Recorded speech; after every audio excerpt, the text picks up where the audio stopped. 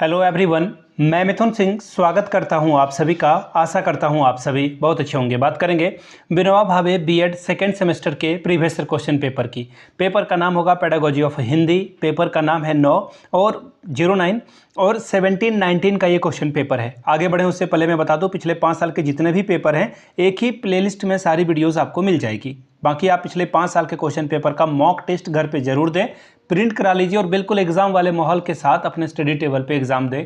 इससे फ़ायदा ये होगा कि एग्जाम में कभी भी टाइम मैनेजमेंट वाली दिक्कत नहीं आएगी और ना ही आपका क्वेश्चन पेपर छूटेगा। एग्जाम हॉल के से निकलने के बाद आपके चेहरे पे एक प्यारी सी मुस्कान रहेगी। ये करने के लिए आप घर पे मॉक टेस्ट जरूर दें, खुद के एक्सपीरियंस से बता रहा हूँ।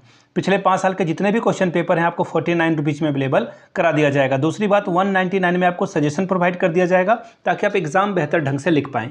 199 में देखिए आंसर भी मिलेगा, ग्रुप ए का जो कि MCQ है, group B short question answer, group C long type के सवाल जो बनते हैं वो आपको प्रोवाइड कर दिया जाएगा। याद रखिएगा, सजेशन हम लोग previous year question paper, syllabus और न्यू लेटेस्ट वाला जो भी एग्जाम पैटर्न है उसे फॉलो करके बनाते हैं। और खुद मैंने एमएड बीएड कर रखा है, तो बीएड और एमएड दोनों कर रखा है, उसके एक्सपीरियंस के आधार पर मैं जो है आपके लिए सजेशन तैयार करता हूं। ठीक है जी, चलिए यहाँ से मेरी ईमेल आईडी आप देख लें, yourmithunsingh@gmail.com पे आप मुझे मेल कर सकते हैं। इंस्टा पे अगर आप डू फॉलो मी @imithunsingh। बाकी आप मुझे व्हाट्सअप कर सकते हैं 7979054474 पे। तो चलिए आगे बढ़ते हैं और जो भी चीज़ें हुई है आपके साथ में साझा करके बताता हूँ कि किस तरह से विनोबा भावे में पेपर आया हुआ था।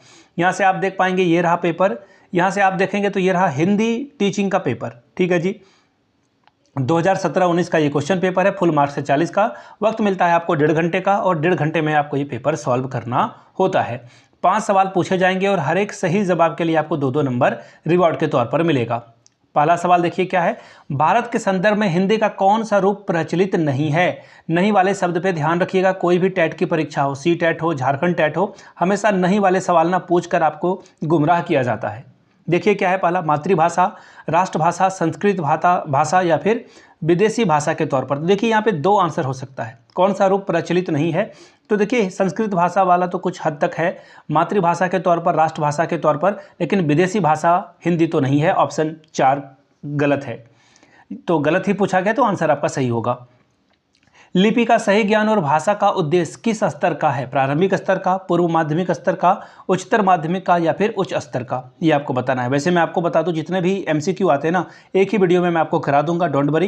पिछले 7-8 साल के जो भी क्वेश्चन पेपर है वो एक मैराथन वाली वीडियो आएगी, जल्दी आएगी, ताकि आपका सारा डाउट क्लियर हो जाए। चलिए अगला सवाल देखिए क्या है, क्वेश्चन नंबर 4। निम्नलिखित में से कौन सा शिक्षण सूत्र नहीं है। शिक्षण सूत्र नहीं है ये पूछा गया है आपसे, ध्यान से पढ़िएगा क्वेश्चन को।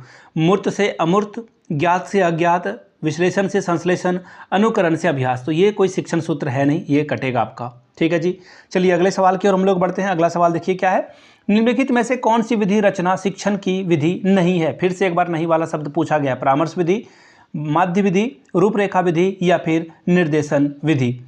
आखिरी सवाल है, हिंदी में मूल्यांकन हेतु निम्नलिखित में से किस प्रकार का प्रश्न होना उत्तम है। केवल निबंधात्मक, केवल लघु उत्तरीय, केवल वस्तुनिष्ठ या फिर तीनों का समारोप। देखिए आंसर खुद मिलता है, चौथा इसका सही हो जाएगा।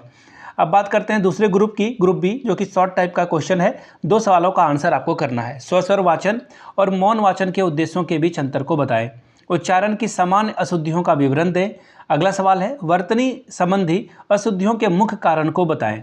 अगला सवाल देखिए क्या है, सुलेख का क्या महत्व है, 100 उदाहरण के साथ इसके बारे में बताइए आप। आखिरी ग्रुप 10 नंबर का वाला ये सवाल आ चुका है। लॉन्ग टाइप के सवाल आपको लिखना है, किन्हीं 2 प्रश्नों का उत्तर आपको देना था। यहाँ पर क्या है सवाल देख लीजिए एक बार। भाषा शिक्षण में श्रव्य दृश्य साधनों का क्या महत्व है, ऑडियो विजुअल एड का क्या महत्व है, ये बताना था। पाठ्यक्रम का क्या अर्थ है, पाठ्यक्रम के प्रमुख सिद्धांतों का वर्णन करें। अगला सवाल देखिए क्या है, गद्य शिक्षण की पाठ योजना के प्रमुख सोपानों का वर्णन करते हुए हिंदी शिक्षण में व्याकरण का क्या स्थान है, ये आपको बताने के लिए कहा जा रहा है।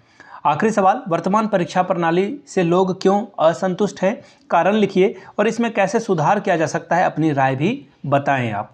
तो ये था हिंदी 2017-19 का क्वेश्चन पेपर। अगर आपको पिछले 5 साल के क्वेश्चन पेपर की PDF चाहिए तो ये 49 में अवेलेबल करा दिया जाएगा। बाकी सजेशन 199 में आपको प्रोवाइड कर दिया जाएगा ताकि आप एग्जाम बेहतर ढंग से लिख सकें। 199 में आपको सजेशन और साथ में PYQ भी फ्री में अवेलेबल करा दिया जाएगा। यहाँ से मेरी ईमेल आईडी आप देख लें, yourmithunsingh@gmail.com पे आप मुझे मेल कर सकते हैं। इंस्टा पे अगर आप डू फॉलो मी @imithunsingh, बाकी आप मुझे व्हाट्सअप कर सकते हैं 7979054474 पे। वीडियो को आपने यहाँ तक देखा, प्यार दिया, इसके लिए आप सभी का बहुत बहुत शुक्रिया। Have a good day.